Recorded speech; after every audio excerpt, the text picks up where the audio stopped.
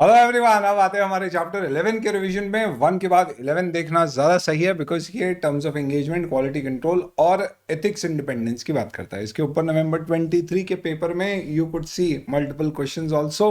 शुरुआत करते हैं chapter 11 ethics in terms of audit engagement. इसमें स्टैंडर्ड SQC1, SA210 और SA220 कवर किया गया, apart from provisions of professional ethics, जिसको आप डिटेल में फाइनल में डिस्कस करते हो। सबसे पहले एथिक्स क्या है? एथिक्स का मतलब क्या होता है? काम एथिकली करना। इसका मतलब क्या हुआ कि अगर कोई नहीं भी देख रहा है तो भी हमें पता है कि हमें अपने ज़मीर को जवाब देना है। This is basically about morality. It says ethics means moral principal which governs a person's behaviour और कंडक्ट ऑफ एन एक्टिविटी। तो अगर किसी का मॉरल सही है तो उसे पता है कि कोई नहीं भी देख रहा है तो भी उसे सही राह पर काम करना है, बिकॉज उसका मॉरल गवाही नहीं देता है कुछ गलत करने के लिए। तो इसलिए कहा जाता है what are ethics? Ethics means these are moral principles which ultimately govern a person's behaviour और कंडक्ट ऑफ एक्टिविटी। ये एक व्यक्ति के अंदर से आता है। It is individual interest, it is covered intrinsically from an individual person. It needs to be inculcated in the habit and temperament of the individual. It is to be so strong that any selfish motive or temptation should not make you immoral. तो हमारा ethics कहता है कि हम cheating नहीं करेंगे तो नहीं करेंगे, भले ही क्लास से टीचर निकल जाए। That is ethics. It is a state of mind to act and perform in accordance with moral principles. It is the signs of morals in human conduct. तो आप देखोगे तो हर जगह आपको जो फोकस है वो किस पे? Moral items, moral items, moral items.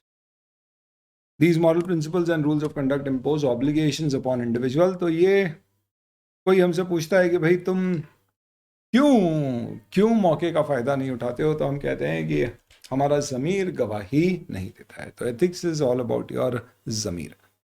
Why do we need ethics in our chartered accountancy profession? So every profession like law, medicine have their own ethics. अच्छा, इसलिए हमें चाहिए? नहीं. ऑडिट में एथिक्स की रिक्वायरमेंट इसलिए है क्योंकि बहुत सारे लोग, public in general, tax employees, tax authority employees, investors, financial and business community holders, they have trust in the services of chartered accountant. आज भी ऐसा कई लोग मानते हैं कि भैया ओके, सीए ने सर्टिफाई किया है या उसने बोला है तो सही होगा. So the purpose of assurance engagement, as we discussed in chapter 1, is to enhance the confidence that the users have. ये एग्जाम में कब लिखना है? क्वेश्चन जब आएगा what is the need for ethics, तो पहले बताना दूसरों में भी होते हैं, फिर बताना हम पे लोग रिलाई करते हैं. और हमारा काम क्या है? कॉन्फिडेंस बढ़ाना. एथिक्स मोरालिटी के ऊपर बेस्ड होते हैं, जिसमें हम इंश्योर करते हैं कि हम पर्सनल गेन के लिए कोई चीज़ ना करें. एक डॉक्टर जो अपनी कमाई के लिए सर्जरी नहीं ज़रूरत होने पर भी सर्जरी अवॉइड कर रहा है, वो अनएथिकल प्रैक्टिस कर रहा है. Plus the professional body to which such professional belong need to interpret the concept of public interest.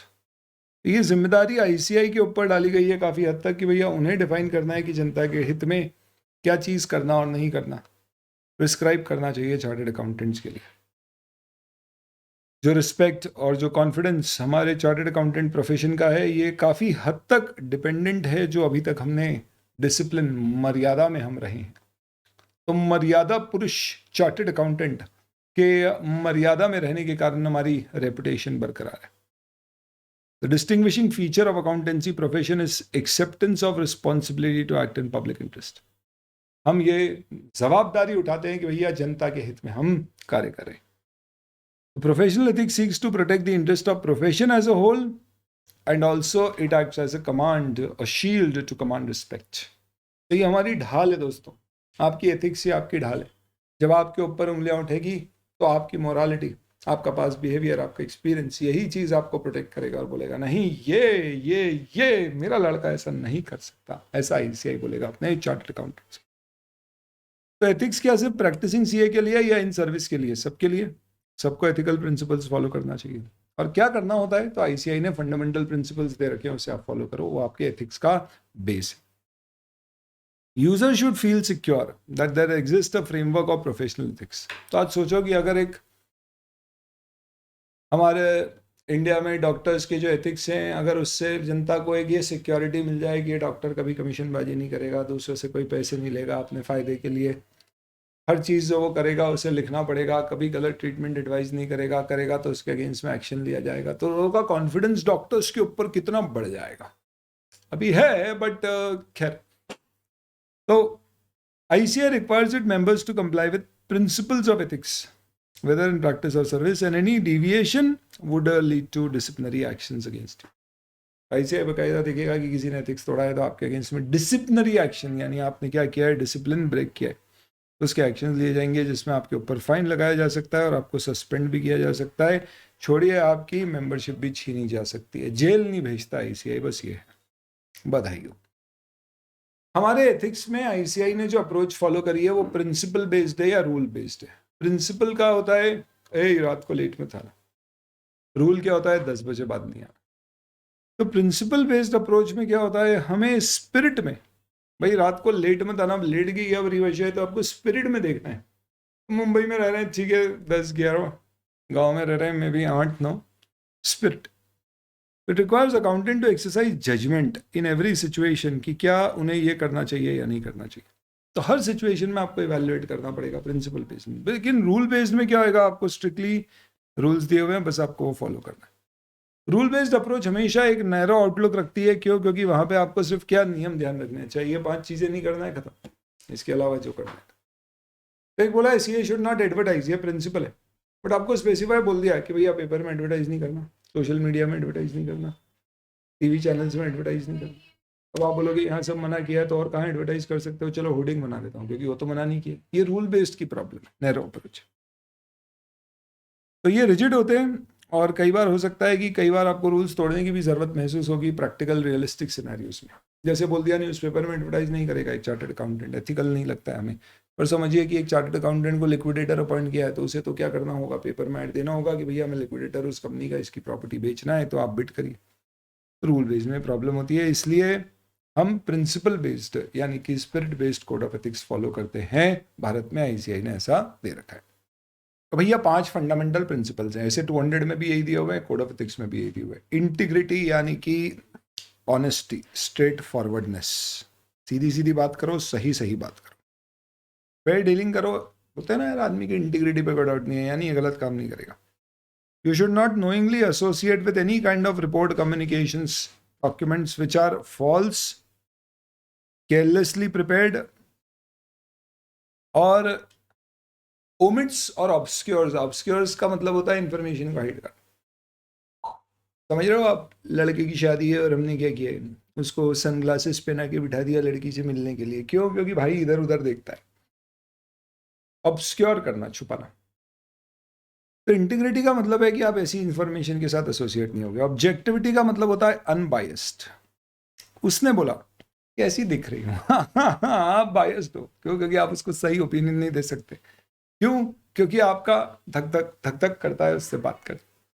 लेकिन अगर आपका कोई बायस नहीं होता, आपको कोई फर्क नहीं पड़ता है। क्यों? क्योंकि अपनी ऑलरेडी सेट है और we are one nation, one tax, one man, one तो कोई हमसे पूछा और उसने बोला कैसे, एकदम साफ साफ जवाब देंगे, अनबायस। तो बायस कब होता है? जब आदमी की ऑब्जेक्टिविटी पे डाउट होता है। तो कभी भी हमें हमारे प्रोफेशनल जजमेंट में क्या करना है, कॉन्फ्लिक्ट ऑफ इंटरेस्ट के कारण बायस क्रिएट नहीं करना है। तो अगर एक चाहिए अपने क्लाइंट को फेवर करना शुरू कर दे, क्यों? क्योंकि उसको लगता है अरे यार ये क्लाइंट बढ़ेगा तो ये तो मैं आगे बढ़ूंगा, मेरा ऑडिट हाथ से नहीं निकल जाए, तो फिर आप ऑब्जेक्टिवली काम नहीं कर पाओगे, यानी कि निष्पक्ष रूप से अपना जवाब नहीं दे पाओगे। Professional competence and due care, इसका मतलब क्या होता है? काम ढंग से करो भाई।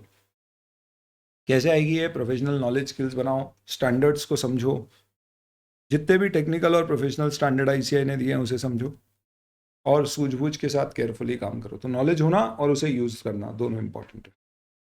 देन आपका कॉन्फिडेंशियलिटी है, जिसका मतलब होता है क्लाइंट की इंफॉर्मेशन बिना क्लाइंट की परमिशन के या लॉ की रिक्वायरमेंट के आप कभी भी शेयर नहीं करोगे। 3 केस में कर सकते हो आप, जब क्लाइंट परमिट कर दे या जब कोई लॉ की रिक्वायरमेंट है। इनकम टैक्स आप क्या रेड मार दे और आप बोले हमने तो इतना कमाया ही नहीं, आया कैसे? तो मालूम पड़ा अरे भैया क्लाइंट के पेपर तुम्हारे यहाँ थे वो लेने आए, देना पड़ेगा, मना नहीं कर सकते बोल के कि कॉन्फिडेंशियलिटी रोकती है, लॉ को देना पड़ता है। सिमिलरली कई बार प्रोफेशनल रिक्वायरमेंट होती है, जैसे कि नया ऑडिटर आता है तो प्रीवियस से पूछता है भैया मैं ऑडिटर ऑडिट एक्सेप्ट कर रहा हूँ, तेरी दिक्कत तो नहीं है? उसे जवाब देना पड़ता है। पीयर रिव्यू में जो चेक करने आता है उसको जवाब देना पड़ता है, पेपर्स दिखाना पड़ते हैं हमने जो ऑडिट किया है, तो वहां पे ड्यूटी होती है हमारी कुछ शेयर करने की। एंड देन आखिरी में we should have professional behaviour. Professional behaviour समझने के लिए अनप्रोफेशनल बिहेवियर समझा देते हैं।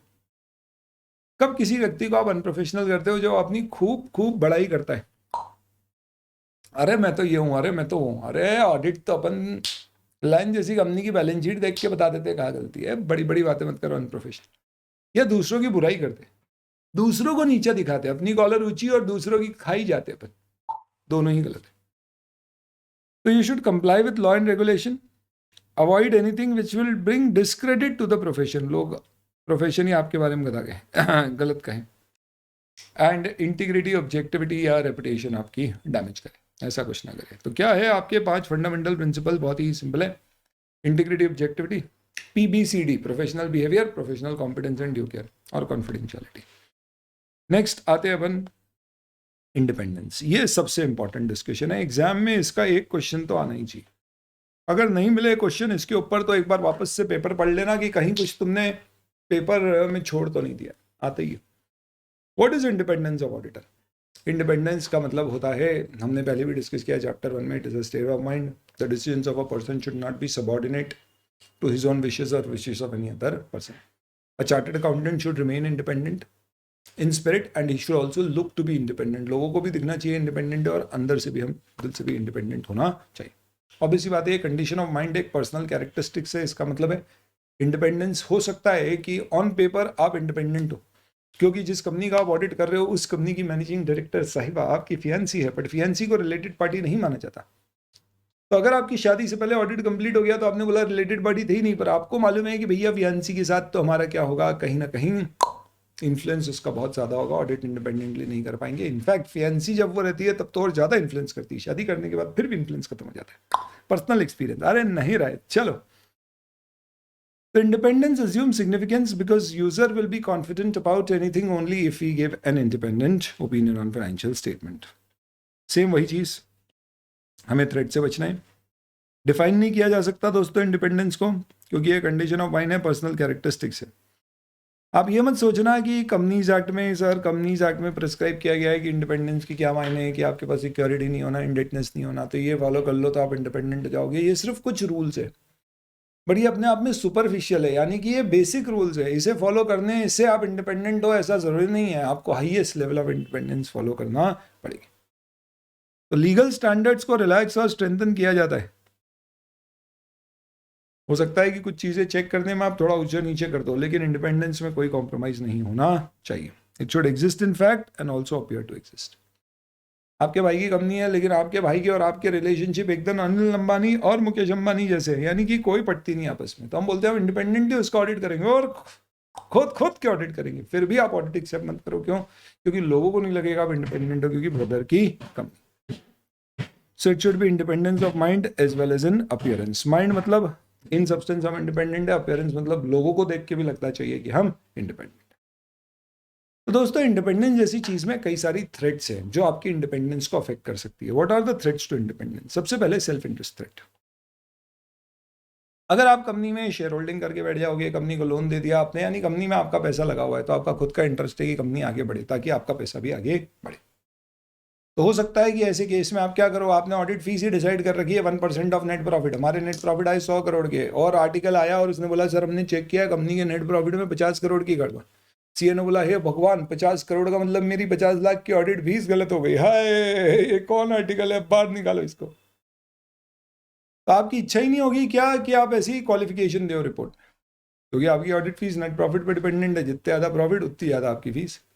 तो ऐसी चीज़ें क्रिएट नहीं करना, इसे बोलते हैं कॉन्फ्लिक्ट ऑफ इंटरेस्ट। तो इसके लिए यहाँ पे कई सारे एग्जाम्पल दिए गए, जैसे कि शेयर होल्डिंग है, आपका डायरेक्ट फाइनेंशियल इंटरेस्ट है या कोई इनडायरेक्ट फाइनेंशियल इंटरेस्ट है क्लाइंट में। इनडायरेक्ट इंटरेस्ट कैसे हो सकता है? आपके पास होल्डिंग कंपनी के शेयर है, लोन और गारंटी आपने दे रखी है, आपका पैसा फंसा हुआ है उस क्लाइंट में। Undue dependence on client fees, आपका सबसे बड़ा क्लाइंट है वो। Close business relationship with audit client, हमारी कई सारी जगह उस क्लाइंट ने किराए पे ले रखी है। पोटेंशियल एम्प्लॉयमेंट विद क्लाइंट, में प्रैक्टिस छोड़ के इसी कंपनी में जॉब करने की सोच रहा हूँ। और ऑडिट फीस में कंटिजेंट फीस, ये सब क्या है? These are all threats. जो सेल्फ इंटरेस्ट थ्रेट क्रिएट करती है, मेरा खुद का इंटरेस्ट होने के कारण मैं निष्पक्ष रूप से ऑडिट नहीं कर पाऊंगा। सेल्फ रिव्यू थ्रेट, कभी भी ऐसा कोई काम नहीं करना जिसमें बाद में आपको अपने को खुद को ही चेक करने की जरूरत पड़े।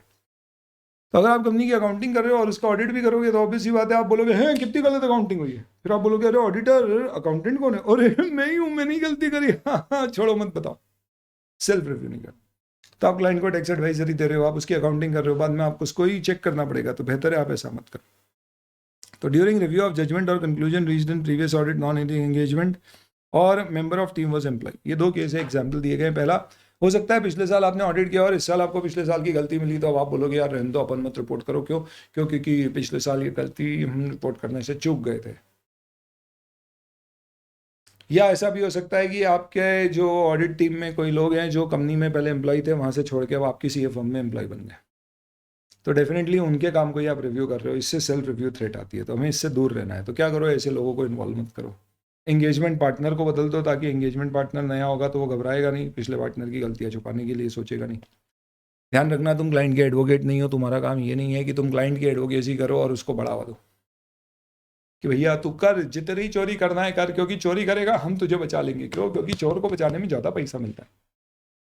एनीवेज, एडवोकेसी थ्रेड का मतलब क्या होता है? We start advocating in favour of the client. No, we just have to be neutral, निष्पक्ष, इंडिपेंडेंट, और अपना ओपिनियन देना है।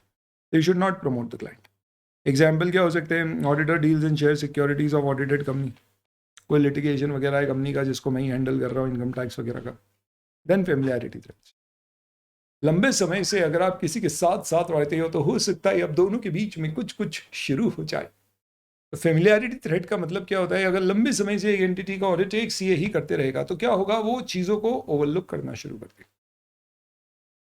क्योंकि क्या होता है दोस्तों, अपने घर में कोई एकदम से आता है और वो बोलता है अरे यार ये क्या है, कचरे की बाल्टी तुमने बाहर रख रखी है। हमने बोला यार बंदर हो जाते, अपने को नहीं दिखती क्योंकि आदत पड़ गई। बस इसे बोलते हैं फेमिलियरिटी थ्रेट। तो क्या होगा कि अगर आप एक ही एंटिटी का ऑडिट लंबे समय तक करते रहोगे, 20-20, 30-30 साल तक, तो हो सकता है कि इसकी चीजें आप नहीं इग्नोर कर दो, ओवर लुक कर दो। फेमिलियरिटी थ्रेट का मतलब क्या होता है? These are self evident when you do audit for a long period of time, and if that happens then in that particular case you may start feeling becoming too sympathetic for the client. I mean आपको लगेगा यार ये तो अपने घर का ही आदमी। जैसे कि close relative of audit team is working in senior position with the client, हमारी टीम का ही कोई एक बड़ा व्यक्ति है जो क्लाइंट के यहाँ काम कर रहा है। तो फेमिलियरिटी हम बहुत अच्छे से जानते हैं, घर की ही कंपनी है, वैसा वाला फील आ रहा है। जो हमारा पुराना पार्टनर था वो कंपनी में डायरेक्टर बन गया, तो बहुत अच्छे रिलेशन है हमारे, बहुत लंबे समय से ऑडिट कर रहे हैं। इसलिए तो रोटेशन के नियम आए कंपनी एक्ट में कि भैया ऑडिटर को रोटेट करो, चेंज करो, लॉ में पढ़ते हैं हम।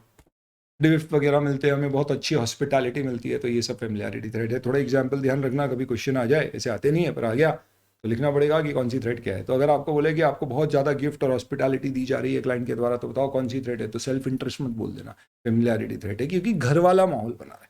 तो याद रखने का तरीका क्या कैसा है? घर जैसा माहौल फील होने लग गया है क्लाइंट के यहाँ, तो भैया वो तुमको घर नहीं बचाना है, तुम ऑडिट करने हैं, चेक करने हैं। और इंटिमिडेशन थ्रेट, यानी कि क्लाइंट ने आपको बोल दिया अकेले मिल तू नीचे बेसमेंट में अरे ऐसा नहीं बेटा। इंटिमिडेशन थ्रेट का मतलब है आपको बोल दिया तूने अगर क्वालिफाइड रिपोर्ट दी तुझे बाहर कर दूंगा। हमें डरना नहीं है। क्यों? क्योंकि ऑडिटर को ऐसे बाहर नहीं किया जा सकता है, सेंट्रल गवर्नमेंट तक के अप्रूवल लगते हैं ऑडिटर को बीच में हटाने के लिए।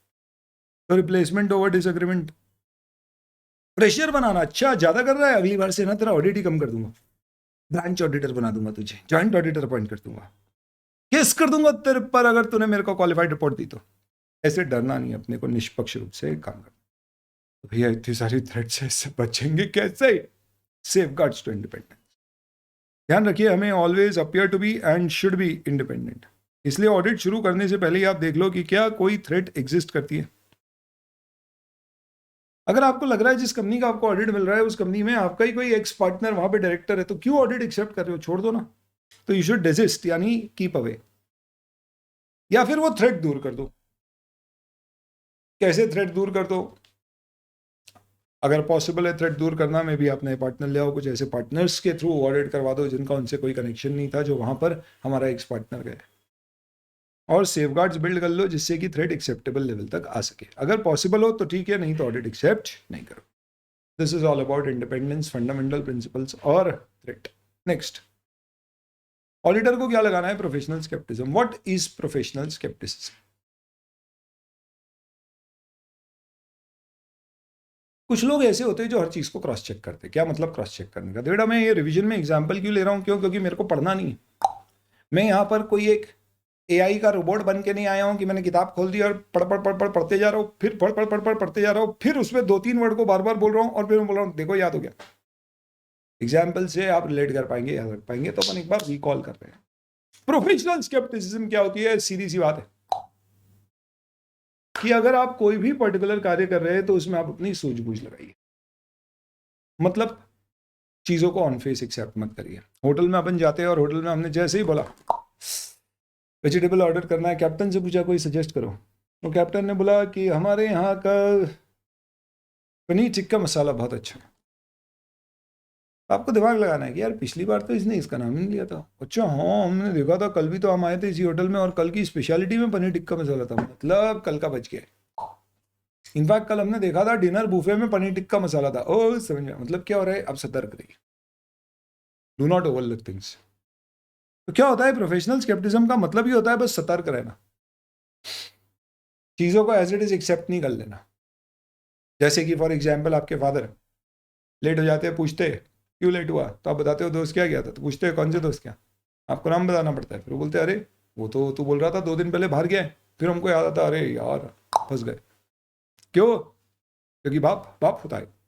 मतलब समझ में आया आपको? तो मुद्दा क्या है? प्रोफेशनल स्केप्टिज्म लगा रहे हैं. वो हमेशा अलर्ट है.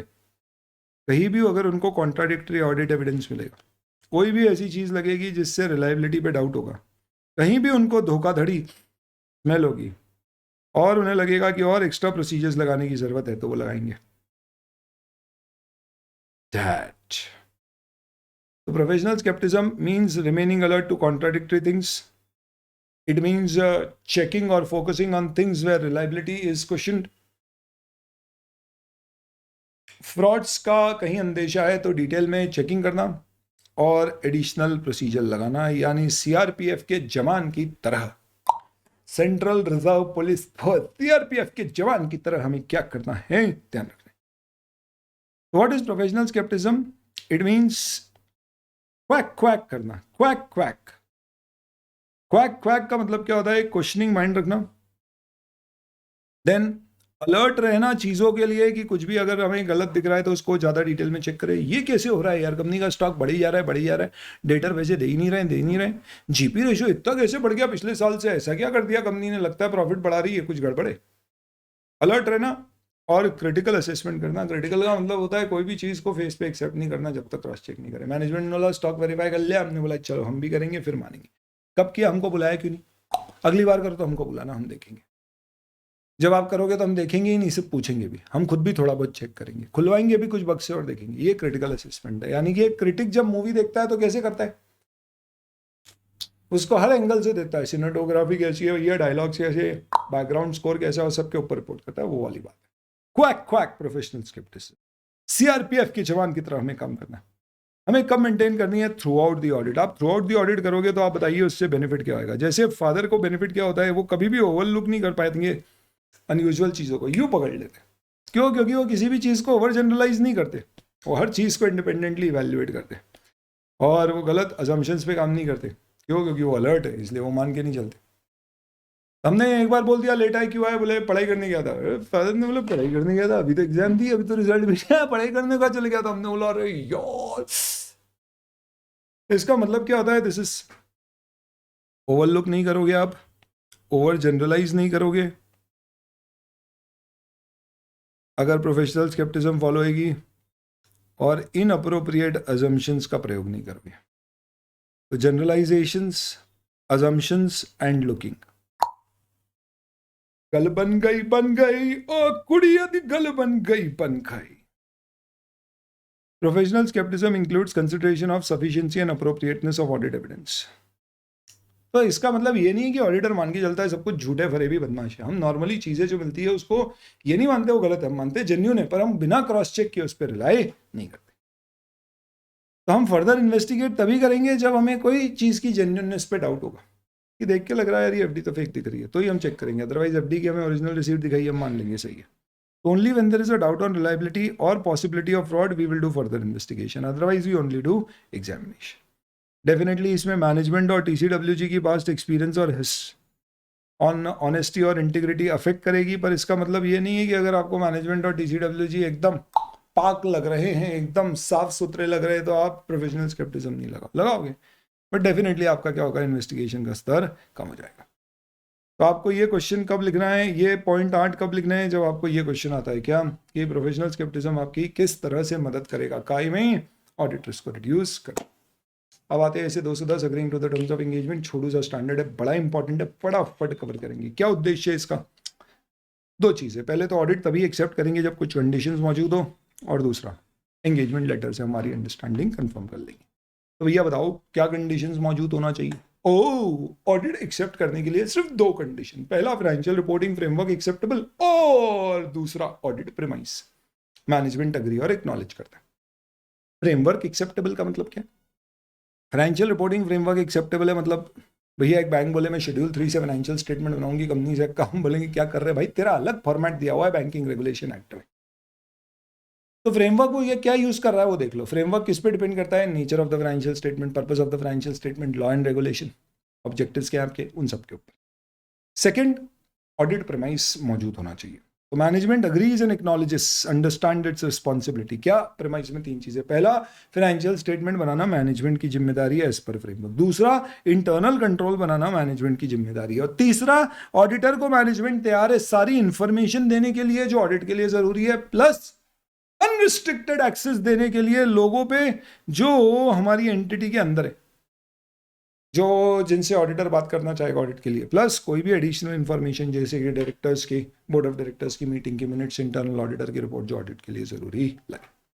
अगर मैनेजमेंट बोलता है कि नहीं फाइनेंशियल स्टेटमेंट ऑडिटर तुम बनाओ, तो हम बोलेंगे सॉरी हम ऑडिट एक्सेप्ट नहीं करेंगे.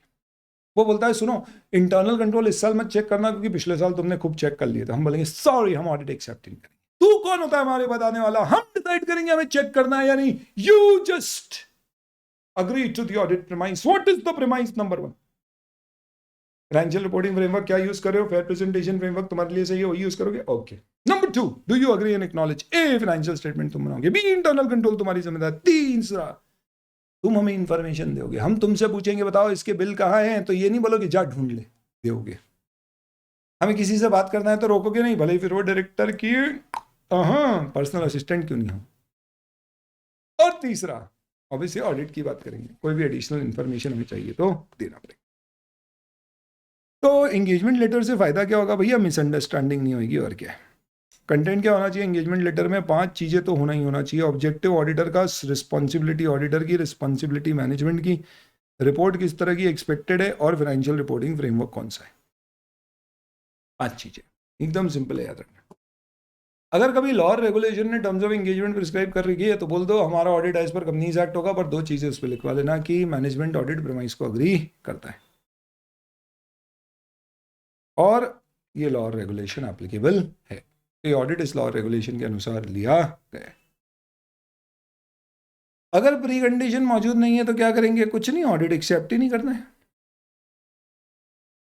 अगर आपको लगता है फ्रेमवर्क एक्सेप्टेबल नहीं है या मैनेजमेंट प्रीमाइस पे अग्री नहीं कर रहा है तो हम एक्सेप्ट ही नहीं करेंगे, पर अगर लॉ बोले तो करना पड़ता है.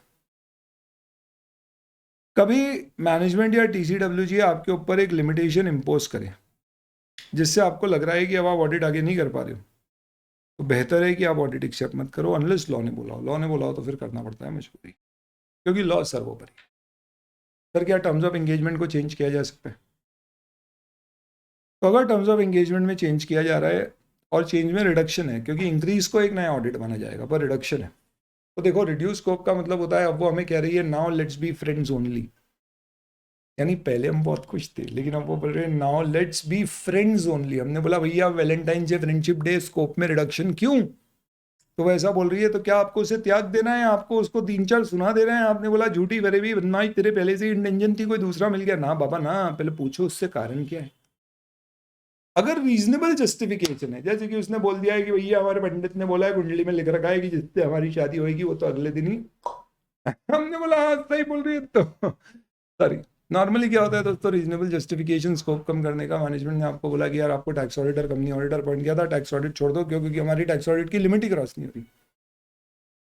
ये हमारी कंपनी का मर्जर हो गया है और मर्जर में कोर्ट ने कंडीशन डाली है कि ए और बी मर्ज होके एक कंपनी बन गए, पर इसमें बी के ऑडिटर को जॉइंट ऑडिटर अपॉइंट करना अनिवार्य है। तो भैया कोर्ट की रिक्वायरमेंट है, तो आपको फुल ऑडिट से आधा ऑडिटिंग मिलेगा, जॉइंट ऑडिट हो जाओगे। ये रीजनेबल जस्टिफिकेशन लगते हैं। तो अगर रीजनेबल जस्टिफिकेशन है तो आप चेंज एक्सेप्ट कर सकते हो, मजबूरी नहीं है, करना ही है, आपकी इच्छा है तो करो। तो चेंज इन सर्कमस्टांसेस, पहले कोई मिसअंडरस्टैंडिंग आ गई थी, स्कोप में कोई चेंज हो गया लॉ के कारण, तो आप देखिए और आप चेंज एक्सेप्ट कर सकते हो। कब आपको अनरीजनेबल लगेगा? नॉर्मली जब आपको लग रहा है कि आपने कोई मिसस्टेटमेंट पता कर ली है और आप रिपोर्ट करने वाले हो, तो मैनेजमेंट बोल रहा है नहीं नहीं नहीं, तुम्हारा स्कोप चेंज कर लो, तुम एक्सटर्नल से इंटरनल ऑडिटर बन जाओ। बोलेंगे सॉरी, फिर हमें वो भी नहीं बनना है, या तो हमें ऑडिट करने दो या फिर आप हमें बाहर कर दो। अब सपोज हमको रिड्यूस स्कोप में कोई प्रॉब्लम नहीं दिख रही है, तो हम रिड्यूस स्कोप वाला ऑडिट एक्सेप्ट कर रहे हैं, तो जस्टिफाइड है तो आप एक्सेप्ट कर लो। देख लो कोई लीगल कॉन्ट्रैक्चुअल इम्प्लीकेशन तो नहीं है। यानी कई बार क्या होता है, जैसे आप ऑडिटर अपॉइंटेड हो और अब आपको ऑडिटर से इंटरनल ऑडिटर बना रहे, तो एक तरह का ये रेजिग्नेशन हो गया, तो हो सकता है आरओसी को बताना पड़े। उसके बाद में आप क्या करेंगे, अगर रीजनेबल जस्टिफिकेशन है तो जो पुराना काम है अगर वो रेलेवेंट है नए काम के लिए, तो आप उसे यूज कर सकते हो। लेकिन अपनी रिपोर्ट में आप ओरिजिनल ऑडिट के बारे में कुछ नहीं बोलोगे कि पहले तो वो मेरी वो थी, आजकल सिर्फ दोस्त है, आज जो है बस वो बताओ। तो पहले हम ऑडिटर थे, अब सिर्फ इंटरनल ऑडिटर, ऐसा नहीं, बस इंटरनल ऑडिटर के हिसाब से रिपोर्ट दे दो। ये मैं एकदम सिंपल एग्जांपल ले रहा हूँ, टेक्निकली ये सारे एग्जांपल एकदम परफेक्ट नहीं होंगे, उसके लेने के लिए फाइनल में हम वहाँ पे डिस्कस करेंगे। तो आप पुराने यूज़ कर सकते हो और नई टर्म्स ऑफ एंगेजमेंट के लिए नया लेटर बना के उसमें नई टर्म्स में आपका जो काम है वो लिखवा लीजिए। लेकिन हमें लगता है रिडक्शन इन स्कोप अप्रोप्रिएट नहीं है, वो बता नहीं रही है क्यों स्कोप हमारा रिड्यूस कर रही है। हम बोलेंगे सॉरी, हमारा और तेरा रिश्ता पहले जैसे ही रहेगा। पर अगर मैनेजमेंट कंटिन्यू नहीं करने दे, यानी वो माने नहीं, तो फिर अब आपके पास कोई ऑप्शन नहीं है, तो विड्रॉ कर लो। और जब भी विड्रॉ करते हैं कोई भी ऐसे में, तो एक चीज़ ध्यान रखना, हमें देखना होता है हमारी क्या कोई लीगल कॉन्ट्रैक्चुअल ऑब्लिगेशन है क्या किसी को बताने की, और विड्रॉ कर भी सकते हैं या नहीं। तो विड्रॉल में हमेशा लिखा जाता है। नेक्स्ट, अगर कई सालों से मुझे ऑडिटर अपॉइंट किया जा रहा है, तो क्या मुझे हर बार नया एंगेजमेंट लेटर लेने की ज़रूरत है? नहीं। दो केस में लेना, जब या तो मिसअंडरस्टैंडिंग हो गई हो, पिछली बार स्कोप में बहुत झगड़े हुए थे, तो वापस से फ्रेश बना लो क्लियर टर्म्स के साथ, या फिर चेंज हुआ हो। चेंज किस में हुआ हो? निमोनिक ले लीजिए आप, LMNOPQRS। PQ से कुछ नहीं होता तो इसको FR कर दो। लॉ में चेंज, मैनेजमेंट में चेंज, नेचर ऑफ बिजनेस में चेंज, ओनर में चेंज, फाइनेंशियल रिपोर्टिंग फ्रेमवर्क में चेंज, रिपोर्टिंग रिक्वायरमेंट में चेंज, या कोई स्पेशल टर्म्स आ, तो नया लेटर बनाओ, नहीं तो पुराना चलने तो बोल दो our audit is accepted as per the previous terms. और इनके साथ दोस्तों आपका क्या कंप्लीट हो जाता है AC 210। Now let's come to SQC1, important quality control.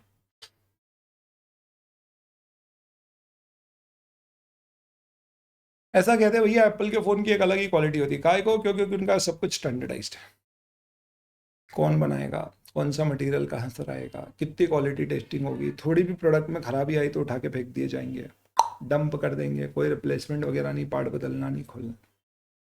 High quality material use किया जाएगा, एम्प्लॉयज़ को ट्रेनिंग दी जाएगी कैसे प्रोडक्ट बनाना है। तो बहुत सारी चीज़ मिला के एक बढ़िया क्वालिटी आती है। क्योंकि एक चीज़ समझो, अल्टीमेटली जो आईफोन बन रहे हैं, आईपैड बन रहे हैं, वो बनाने वाला तो कौन है?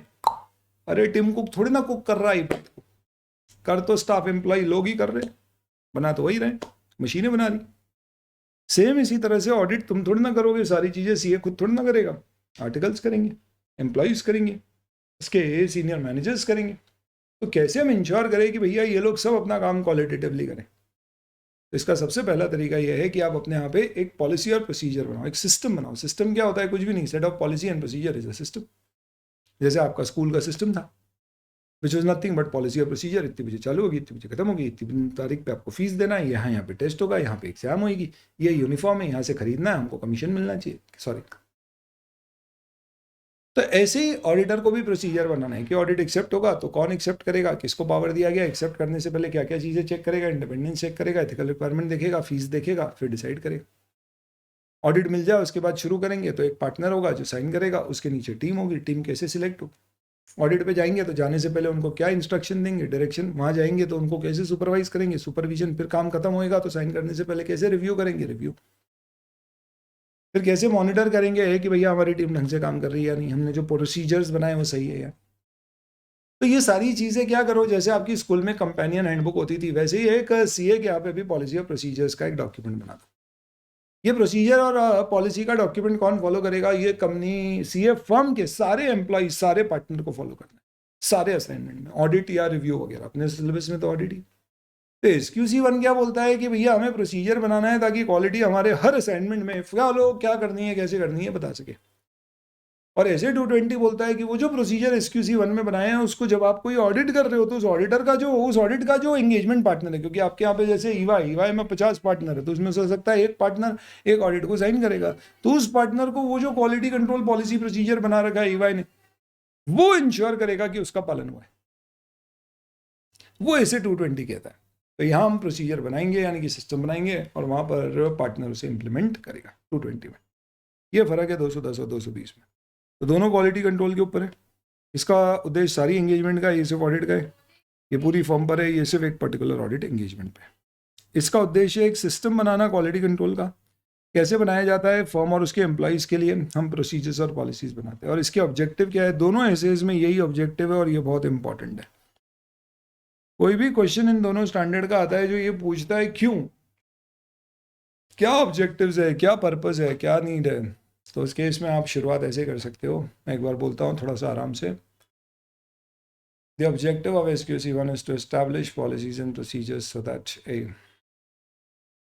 the engagement is conducted as per professional standard, regulatory and legal requirements, and B, the report issued is appropriate to circumstances. Ultimately देखो भैया, कोई भी असाइनमेंट का अगर आप काम ऑडिट कर रहे हो तो आपका उद्देश्य क्या है? पहली बात, आपका ओपिनियन गलत नहीं होना चाहिए।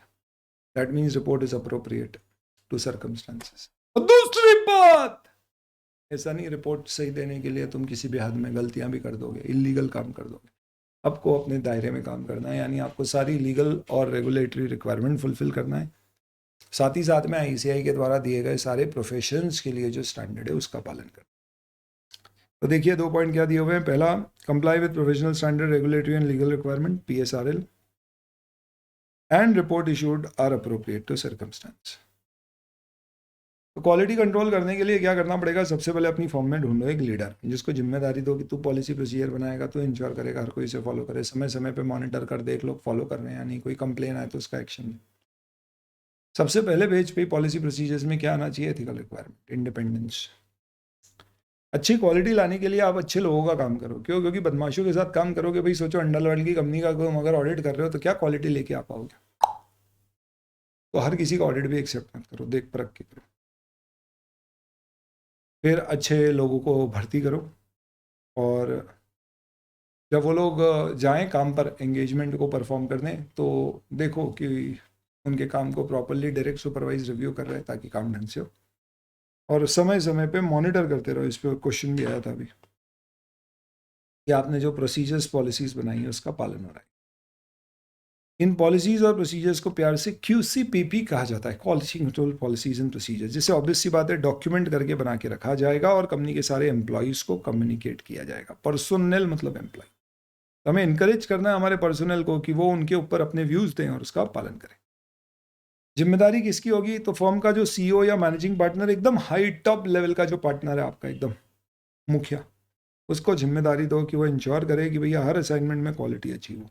EY का टैगलाइन ही है उसके लोगों के साथ, quality in everything we do.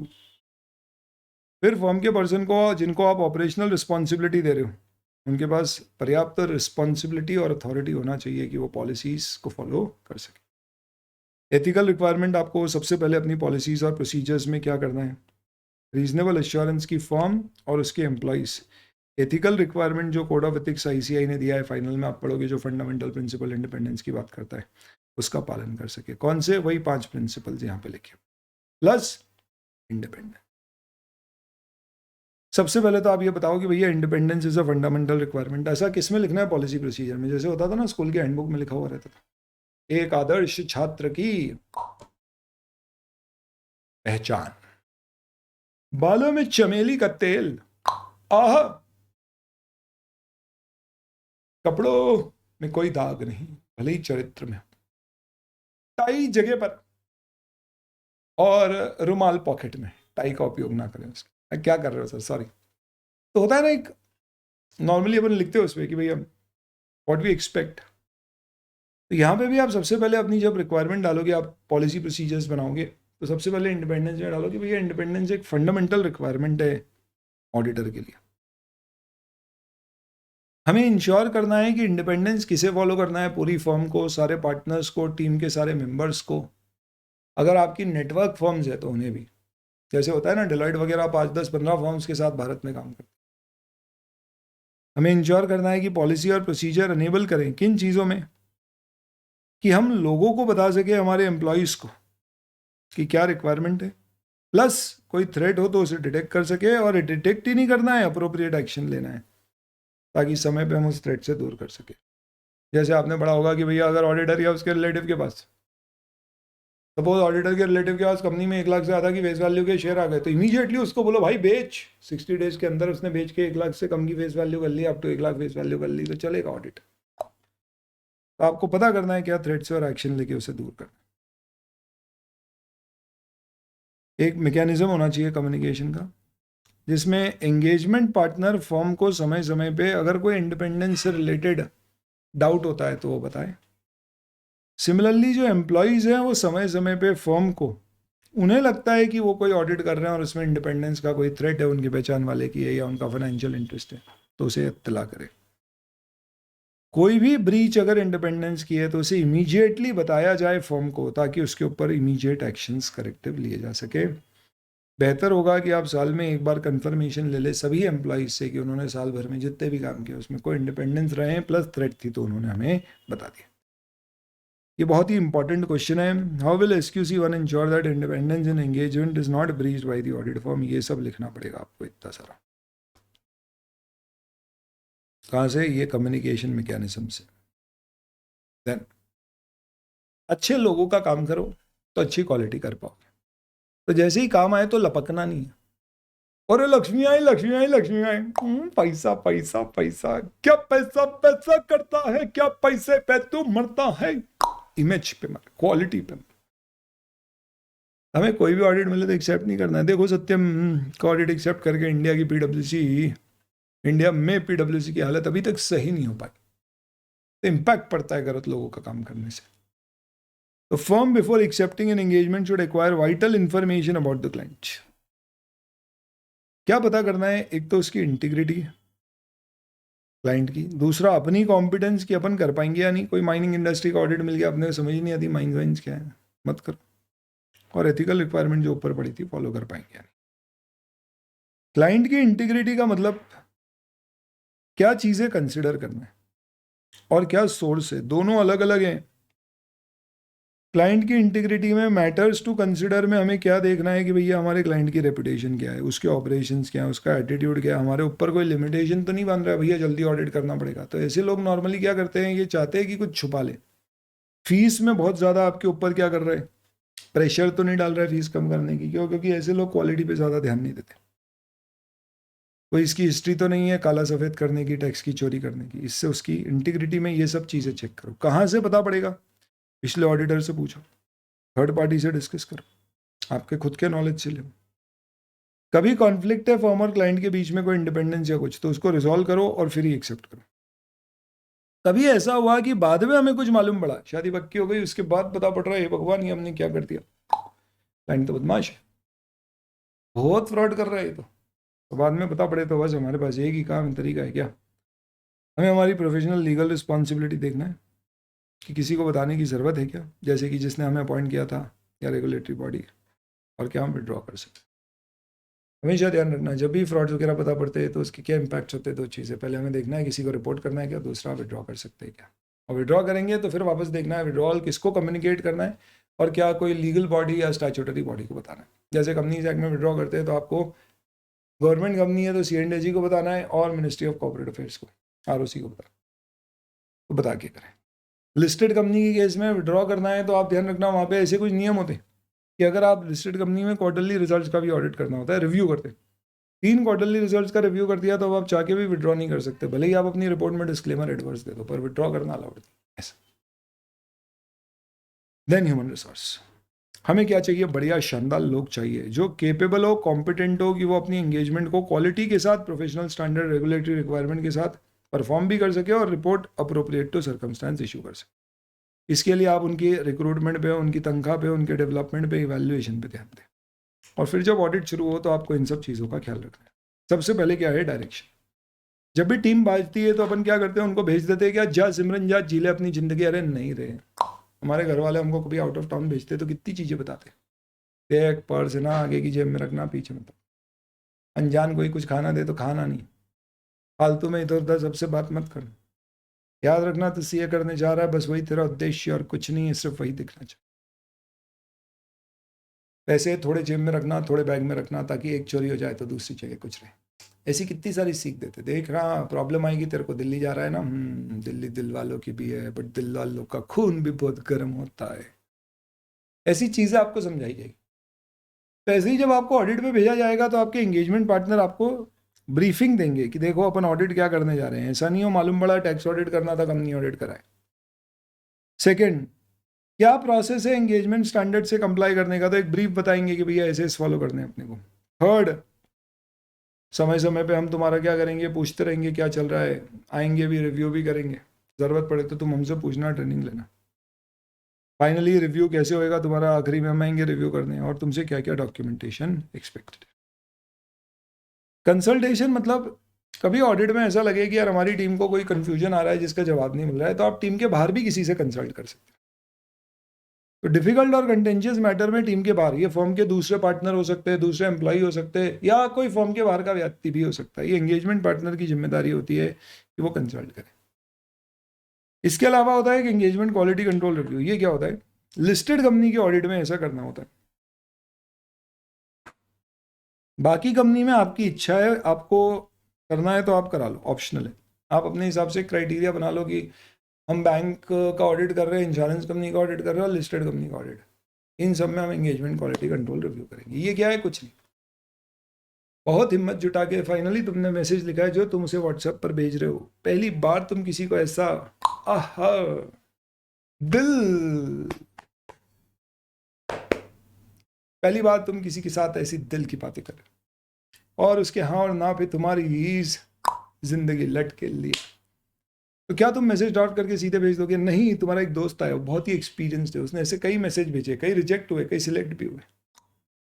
क्या तुम्हें उससे रिव्यू करा लेना चाहिए? हाँ। हो सकता है तुम उसको एक बार मैसेज पढ़ाओगे, वो पढ़ के बोलेगा भाई क्या कर रहा है, ऐसा लग रहा है भीख मांग रहा है, बीएम मैन थोड़ा अच्छा लिख।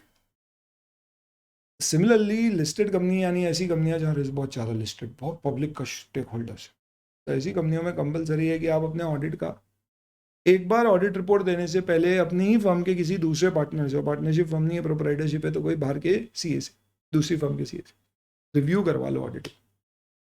वो देख लेगा कि उसके हिसाब से भी सब कुछ ठीक लग रहा है या नहीं, फिर उसके बाद रिपोर्ट इशू करोगे, उससे पहले। तो नॉर्मली रिव्यूअर सब चीज़ें चेक नहीं करेगा, जो सिग्निफिकेंट जजमेंट एरियाज है ना वो देखेगा। कितना रिव्यू करेगा वो डिपेंड करेगा कितना कॉम्प्लेक्स एंगेजमेंट है, कितना रिस्क है। ध्यान रखना ये बहुत इंपॉर्टेंट है। रिव्यू करा लेने से ऐसा नहीं है कि अब वो वाला पार्टनर हमारे ऑडिट के लिए जिम्मेदार होगा, जिम्मेदारी हमारी तो है ही, रिव्यूअर की भी।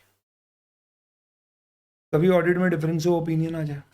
हमारी ऑडिट टीम में 2 आर्टिकल्स गई थी, दोनों लड़कियां वेल्डी बोले अरे ये सही है, दूसरी बोले कि ऐसे सही है, उसने बोला हमारे सर ने बताया सही है, उसने बोला हटा तेरे सर, हमारे सर ने बताया ये अकाउंटिंग गलत। तो कभी भी डिफरेंस ऑफ ओपिनियन आए तो क्या करना है? पंजा लड़ाना है, सिक्का उछालना है या ताली छटवानी? अबे ऐसे नहीं करते। पॉलिसी प्रोसीजर में लिखा हुआ रहेगा कि आपको कैसे ऐसे रिजॉल्व करना है। तो पॉलिसी और प्रोसीजर क्या बताएगा रिजॉल्व कैसे करना है? जो भी लिखा होगा बस वैसे करना है। वो बोले कि सीनियर से बात करो, पार्टनर से बात करो। यहाँ पे हमें सिर्फ क्या लिखना है? When there are difference of opinion between the team, people whom we have consulted in ourselves, engagement partner और reviewer, इनके बीच में डिफरेंस ऑफ ओपिनियन आ सकता है, बहुत इंपॉर्टेंट है। रिपोर्ट तभी इशू होगी जब रिजॉल्व हो गए ये डिफरेंसेस, और इसके लिए आपको जो प्रोसीजर्स कंपनी की फर्म ने, सीए फर्म ने एस्टैब्लिश किए, वो फॉलो करने के बाद ही आप डिफरेंस ऑफ ओपिनियन रिजॉल्व करने के बाद ही आप ऑडिट रिपोर्ट इशू करें। एंगेजमेंट फाइल, दोस्तों देखो ऑडिट एंगेजमेंट कब होना चाहिए? साइमल्टेनियसली, जैसे जैसे ऑडिट हो रहा है वैसे वैसे डॉक्यूमेंटेशन।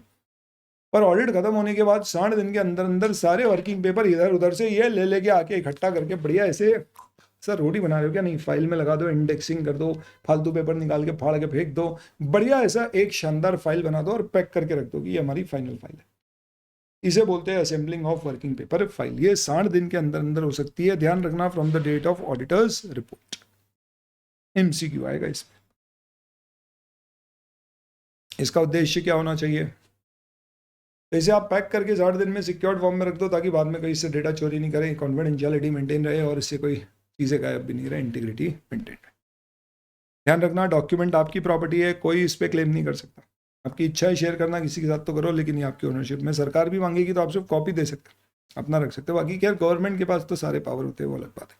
बट लेट्स से आपको कोई पीयर रिव्यूअर या आप क्या कोई चेक करने आया, वो मांग रहा है, तो आप कॉपीज दे सकते हो। नया ऑडिटर आया, वो मांग रहा है, आप कॉपीज दे सकते हो, अगर क्लाइंट परमिट करे तो। पर आप अपने वर्किंग पेपर खुद रखोगे। कितने समय तक रखना है? 7 साल तक तो रखना ही है ऑडिट के लिए। और बाकी केसेस में आप अपनी पॉलिसी बना लो कि हमें कितने समय तक रखना है। मॉनिटरिंग का मतलब क्या होता है? इस पे क्वेश्चन आ चुका है अभी, तो अब क्या आएगा वापस। आपको पॉलिसीज और प्रोसीजर्स ऐसे बनाने हैं क्वालिटी कंट्रोल के, कि आप देख सके कि हमारी क्वालिटी कंट्रोल के पॉलिसीज और प्रोसीजर्स रेलेवेंट है, अप टू डेट है, पर्याप्त है, किसी चीज़ के ऊपर मिसिंग नहीं है, एक्चुअल में लोग फॉलो कर रहे हैं, ऑपरेटिंग इफेक्टिवली और कंप्लाइड इन प्रैक्टिस। तो ये ऑनगोइंग इवैल्यूएशन है कि भैया क्वालिटी कंट्रोल फॉलो हो रहा है या नहीं। और इसी के ऊपर ऐसे 220 बेस्ड है। 220 का ऑब्जेक्टिव क्या है? Same, reasonable assurance that the audit report issued is appropriate in circumstance and audit is done as per professional standard, regulatory and legal requirement। जिम्मेदारी किसकी है ऑडिट लेवल पर क्वालिटी कंट्रोल को इंप्लीमेंट करने की? एंगेजमेंट पार्टनर, यानी वो मुखिया जो फाइनली रिपोर्ट साइन करेगा। टीम की क्या जिम्मेदारी है? इंश्योर करना कि वो पॉलिसी प्रोसीजर फॉलो करे और एथिकल रिक्वायरमेंट फुलफिल करे। तो SQC की लाइन पे ऐसे 220 बनाए, तो वहां पे भी लीडरशिप था, एथिकल रिक्वायरमेंट थी, acceptance, continuation, performance engagement, performance, human resource monitoring, यहाँ पर भी हुई है। यहाँ पे लीडरशिप किसकी है? पार्टनर की। The engagement partner should communicate to the team members highlighting the importance of audit quality, कि हम हमारा audit professional standard, regulatory, legal requirement से करें, QCPP के अनुसार करें, report appropriate to circumstance issue करें, और बिना डर के, कोई भी बिना डर के अगर कंसर्न है तो उसे रेस करें। ये किसकी जिम्मेदारी है? लीडर की, एंगेजमेंट पार्टनर की। क्वेश्चन ऐसा आएगा, what is engagement partner's responsibility under SA 220 with respect to its engagement team to improve the audit quality. तो रिस्पॉन्सिबिलिटी की वो बताया टीम को कि भैया प्रोफेशनल स्टैंडर्ड, रेगुलेटरी रिक्वायरमेंट से काम करो, QCPP का पालन करो, report issued appropriate to circumstance करो, बिना डर के, बेखौफ होके कोई भी चीज़ बताना है तो। इनफैक्ट की क्वालिटी हमारे सारे प्रोडक्ट्स असाइनमेंट में एसेंशियल। एथिकल रिक्वायरमेंट में आपको क्या ध्यान रखना है? ये क्वेश्चन आया था अभी November 23 under SA 220 what are the 3 mark का procedures that the engagement partner applies to check compliance with ethical requirement. तो वापस पे क्या आएगा? तो उसे इंश्योर करना है कि कोई थ्रेट टू इंडिपेंडेंस अगर है तो उसे पता करे और उसे एलिमिनेट या रिड्यूस करे एक्सेप्टेबल लेवल तक। प्लस ज़रूरत पड़ने पे एंगेजमेंट पार्टनर फर्म को इन्फॉर्म कर दे कि भैया कोई थ्रेट आई है, उसे या तो फिर विड्रॉ किया जाना पड़ेगा ऑडिट से, या फिर उसे एलिमिनेट करना पड़ेगा। कोई भी ऑडिट मिले तो एक्सेप्ट नहीं करना है जब तक इंटीग्रिटी चेक नहीं हो। अपनी कॉम्पिटेंस देख लेना, एथिकल रिक्वायरमेंट फुलफिल कर पाओगे, और प्रीवियस ऑडिटर से कम्युनिकेट करना है। 4 चीज़ें: मैनेजमेंट की इंटीग्रिटी, अपने पास कॉम्पिटेंस होना चाहिए, टाइम और रिसोर्स होना चाहिए काम करने के लिए, एथिकल रिक्वायरमेंट फुलफिल कर पाओगे, और अगर प्रीवियस ईयर ऑडिट हुआ है तो फिर हमें उससे कम्युनिकेट भी करना होता है। ऑडिट एक्सेप्ट करने से पहले कंपलसरी होता है ICI के अंतर्गत कोड ऑफ एथिक्स में। टीम ऐसी बनाना जो कॉम्पिटेंट और केपेबल हो कि वो अपना audit as per professional standard, regulatory, legal requirement और report issued appropriate to circumstance दे सके। जब आपकी एंगेजमेंट टीम परफॉर्म करने जाएगी तो पार्टनर की जिम्मेदारी है कि वो अपनी टीम का डायरेक्शन, सुपरविजन और रिव्यू करे। वो इंश्योर करे कि रिपोर्ट आपकी सही है। उसे ऑडिट डॉक्यूमेंटेशन का रिव्यू करना है, उसे देखना है हमें सही मिले या नहीं, कंसल्टेशंस ले लिए गए हैं। लिस्टेड एंटिटी के केस में क्या engagement quality control reviewer appoint हुआ या नहीं? रिव्यूअर अगर अपॉइंट हुआ है तो उसके साथ सिग्निफिकेंट मैटर्स डिस्कस किए गए, और जब तक नहीं हुए हैं तब तक रिपोर्ट ना दी जाए। कोई डिफरेंस ऑफ ओपिनियन हो तो जब तक उसे रिजॉल्व नहीं किया इस पर पॉलिसी और प्रोसीजर रिपोर्ट नहीं दी जाए। ये एंगेजमेंट पार्टनर की जिम्मेदारी है with respect to engagement performance. And then monitoring का मतलब क्या होता है? बेसिकली मॉनिटर करने का कि जो QCPP है उसका पालन हो रहा है या नहीं। It is an effective system of quality control includes a monitoring process designed with reasonable assurance that policy procedures relating to system of quality control are relevant, adequate and operating effectively। यानी जो हमने process बनाए हैं वो actual में काम कर रहे हैं। EP will consider the results of firm monitoring process। The partner जो भी उसके पास लेटेस्ट इन्फॉर्मेशन है और देखेगा कहीं उसमें कोई डेफिशिएंसी है क्या, उसे डॉक्यूमेंट करना चाहिए। कोई भी इशू अगर एथिकल रिक्वायरमेंट का है, इंडिपेंडेंस से रिलेटेड आया है, कैसे उसने इंश्योर किया है कि उसने इंटीग्रिटी वाले क्लाइंट का ही ऑडिट एक्सेप्ट किया है, कंसल्टेशन उसने कैसे लोगों से लिए और उसको इम्प्लीमेंट किया, ये सब डॉक्यूमेंट करना है। किसकी जिम्मेदारी? Part of monitoring. तो क्वेश्चन ऐसे आ सकता है ऐसे 220 में मॉनिटरिंग में पार्टनर क्या करें। मैंने सिर्फ आपको एक बार वापस से रिकॉल कराने के उद्देश्य से ये रिवीजन बनाया है। The objective is not to use mnemonics and memorise it. क्यों? क्योंकि एक बार आप वापस सुन लोगे आपको रिलेट हो जाएगा, अच्छा इस पर ये पॉइंट है। मेन प्रॉब्लम क्या है, इस क्वेश्चन में ये लिखना है, वो क्लियर हो जाएगा। अंदर का कंटेंट आप 2-3 बार रिवाइज करते जाएंगे, अपने आप याद होते जाएगा। कैसा चल रहा है आप लोग बताएं, कुछ और एक्सपेक्टेशन है तो बताएं, अकॉर्डिंगली आगे के बनाएंगे। Thank you.